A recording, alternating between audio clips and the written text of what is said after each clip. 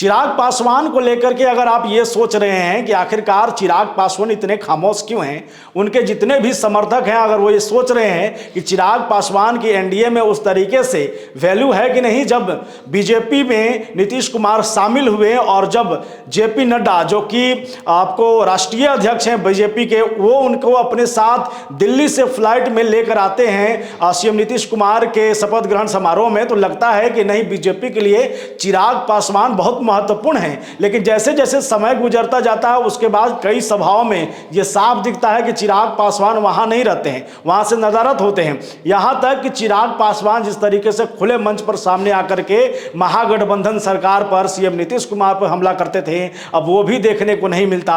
इसके बीच समर्थकों के बीच ये मैसेज जाने लगा कि क्या चिराग पासवान अब कहीं ना कहीं वो दबाव महसूस कर रहे हैं। तमाम सवाल सामने आ रहा था। इस बीच ये भी खबरें आई कि जल्द ही चिराग पासवान राजद में शामिल हो सकते हैं, महागठबंधन का हिस्सा हो सकते हैं। इस बीच जब तेजस्वी यादव से इस पर सवाल किया गया, तेजस्वी यादव जो कि आपको नेता प्रतिपक्ष हैं, उन्होंने प्रेस कॉन्फ्रेंस किया, उसमें जब उनसे सवाल किया गया कि ये खबरें चल रही हैं कि चिराग पासवान आपके साथ शामिल होंगे, तो तेजस्वी यादव ने जवाब दे दिया। उन्होंने कह दिया कि हमें तो कहीं जाना नहीं है, अगर आएंगे तो हम उनका स्वागत कर देंगे, इसमें कोई दिक्कत नहीं है। तो ये साफ है कि अभी भी जो है वो दरवाजा आरजेडी का, तेजस्वी यादव का चिराग पासवान के लिए खुला है। आपको जानकारी है कि लालू प्रसाद यादव भी कई दफा ये कहते रहे कि चिराग पासवान अगर हमारे पास आएंगे तो उनके लिए हमारा जो घर का दरवाजा है वो खुला है। अब ऐसी स्थिति में अगर चिराग पासवान को स्टैंड ले लेते हैं और अगर ये बीजेपी को छोड़ देते हैं या एनडीए का साथ छोड़ देते हैं तो इसका नुकसान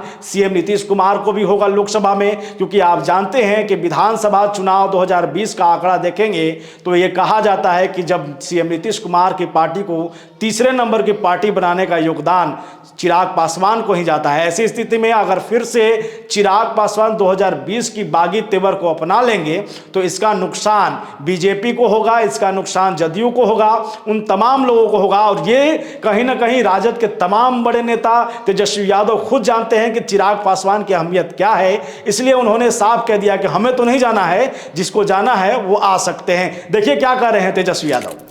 सफलता की और आने वाला जो चुनाव होगा, साफ तौर पे जो हम लोगों ने लकीर खींची है, हम लोगों ने जिस हिसाब से 5 लाख नौकरियां, बहालियां निकाली हैं, नियुक्ति पत्र लाखों में बांटने का काम किया मात्र 17 महीनों में, आरक्षण की सीमा बढ़ाई गई, नियोजित शिक्षकों को राजकीय कर्मी का दर्जा देने का निर्णय हम लोगों ने कैबिनेट से लिया, स्वयं सहायता समूह, चाहे जीविका दीदी हो, आंगनबाड़ी महिला हो, तालमी मरकज़ हो, विकास मित्र हो, टोला सेवक हो,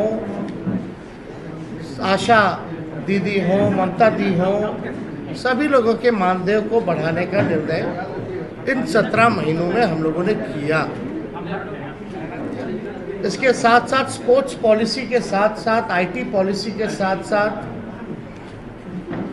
टूरिज्म पॉलिसी भी इस 17 महीने में हम लोगों ने लाया। जो खिलाड़ी स्पोर्ट्स पॉलिसी के तहत हम लोगों का था कि भाई जो खिलाड़ी मेडल लाएंगे, बिहार का, देश का नाम रोशन करेंगे, उनको भी हम लोगों ने नौकरियां दी। और हाईएस्ट लेवल है उस मामले में डीएसपी के लेवल तक का नौकरी जो है लोगों को मिलेगा जैसा वो मेडल लाएंगे।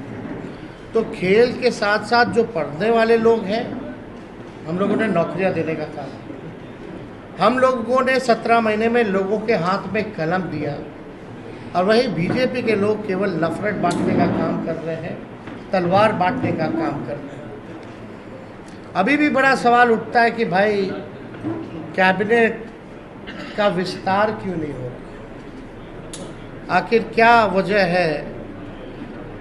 इतने महीने 1.5 महीना होने जा रहा है और अब तक जो है विस्तार नहीं हुआ, ना ही कोई होने की कोई सूचना किसी को है। तो आखिर मामला क्या है। जनसभा में लाखों की भीड़ हुई, लेकिन भाजपा कह रही है भीड़ से कुछ नहीं होगा, वोट चाहिए चुनाव के लिए, वोट आप लोगों के पास नहीं है, ये बातें भी आ रही है। काहे ना, हम लोग सबसे बड़ा पार्टी बन के आए, प्री पोल में सबसे बड़ा अलायंस बन करके आए, तो बेईमानी नहीं होता। चंडीगढ़ जैसे तो सरकार बना लिए थे हम लोग तो 20 में।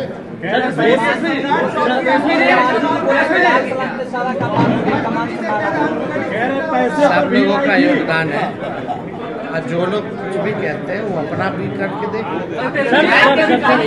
सुप्रीम कोर्ट ने कहा अब लास्ट नोट का